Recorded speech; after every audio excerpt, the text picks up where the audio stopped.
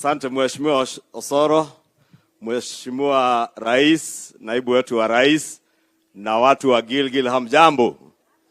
Murega. Mheshimiwa Rais, mimi sitakuwa mwingi wa maneno, lakini kwanza ukinikubalia, watu wa Gilgil, hii shule ambayo Mheshimiwa Rais ametufungulia na ambayo mama Mheshimiwa Mother wametujengea, tumeona iko na idadi ya 91 students, watoto 91. Na Mheshimiwa Rais, umekuwa ukiwaambia wa Kenya, hasa vijana wetu, umetembea nchi nyingi za kigeni kutafuta ajira ya vijana. Niwaulize tu vijana wa hapa Gilgil na hapa Elementaita that 91 students, hii shule iko na capacity ya kuchukua watoto hata 1000. Na hizo nafasi za kazi ambazo rais anasema ziko Ujerumani ni mechanics ambao na electrical engineers and technicians ambao watafanya courses hapa. Ni watu ambao watakuwa na technical skills, hizo ambazo unasikia rais akitangaza, zimewekwa kwa mitandao na kwa magazeti. Nafasi za kazi nyingi ziko nje. Zingine kama hao vijana wanasoma ICT kwa ICT hub hapa, kazi ambazo wataweza kufanyia hapa kijijini Elementaita, na wawe na kazi wanapata pesa in dollars huko nje.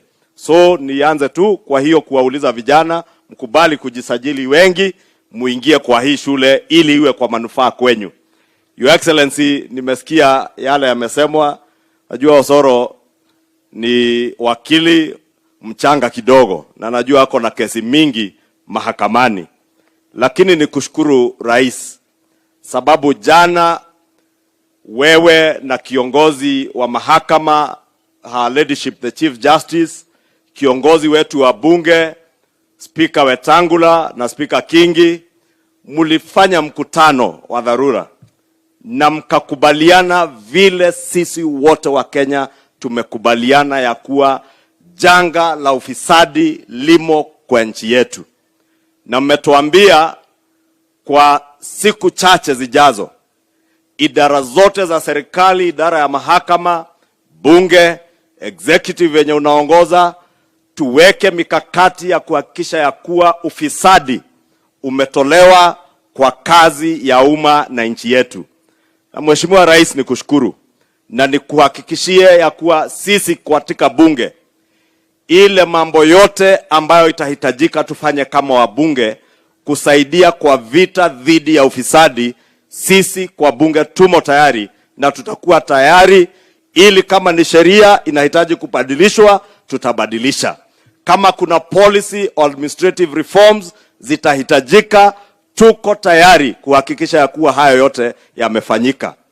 Wale unasikia Mheshimiwa Rais wakipinga sisi tukiongea mambo ya ufisadi, nataka nikuambie usiwasikize. Wale ni watu ambao wamekuwa wakinufaika na ufisadi.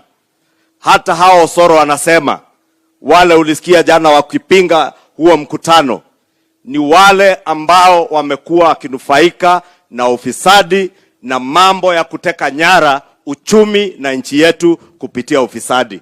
Therefore, Your Excellency, let me just encourage you and congratulate you, her ladyship the Chief Justice and our speakers in Parliament, for the meeting that you had yesterday.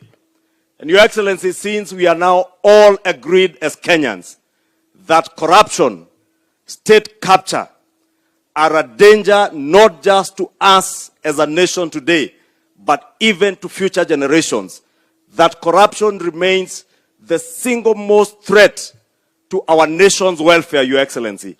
We want to thank you for convening the meeting that the Judiciary requested. And you are all agreed. Those in the Judiciary now agree that corruption is a problem. Those of us in the legislature agree that we have a problem of corruption in Kenya. Those of you, Your Excellency, serving under your leadership in the executive, you have also considered that indeed corruption is a cancer that we must deal with.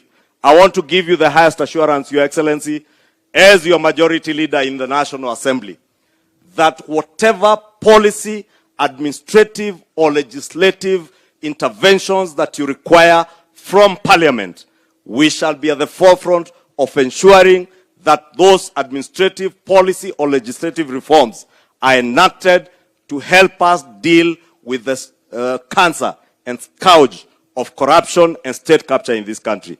Your Excellency, don't worry about those who are making noise at you.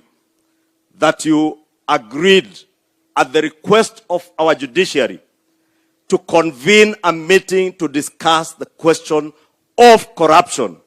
Your Excellency, those who are opposed to this discussion are beneficiaries of corruption and state capture, past state capture in this country. And Your Excellency, since you have told us that we must within a few days or in a month or so be able to have immediate short-term and long-term interventions. Your Excellency, unajua, I have a small proposal that I will be bringing to the table, that in the medium term to the long term, for this country to be able to address the question of corruption, we must institute a state capture commission that will deal decisively with how people who hold offices in this country use their offices to capture the state and perpetuate corruption as a norm or as a way of life in public office, Your Excellency. I will therefore be presenting proposals, Your Excellency, be it to the executive, to the judiciary, and even to Parliament, on the establishment of a state capture commission to help us to decisively deal with the scourge and the cancer of corruption in our country. Sitaki niseme zaidi ya hayo, Mheshimiwa Rais. Najua nimesikia hii Nakuru ni county wa mama ndio wanasema na wanaume tunasikiza. Na ni kweli.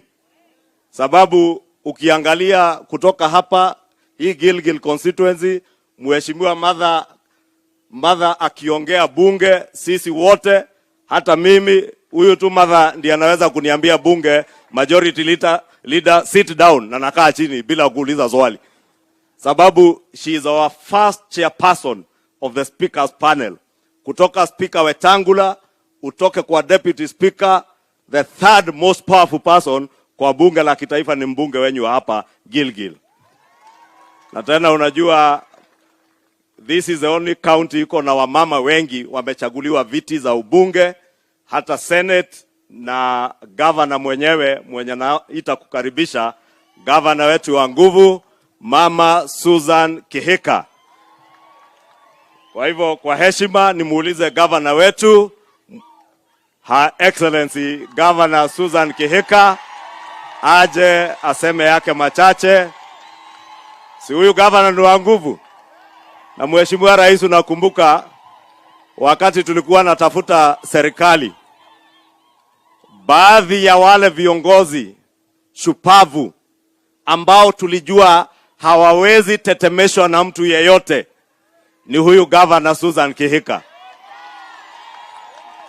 Na Mheshimiwa Rais, unajua juzi nilikuambia privately, na ni vizuri nitangaze, kama itafika siku tuweze kubadilisha hii katiba, mimi naona tubadilishe katiba, hii kiti ya governor tuseme hii ni kiti ya affirmative action, inapewa hawa mama, sababu ndio wanaelewa hii kazi ya governor.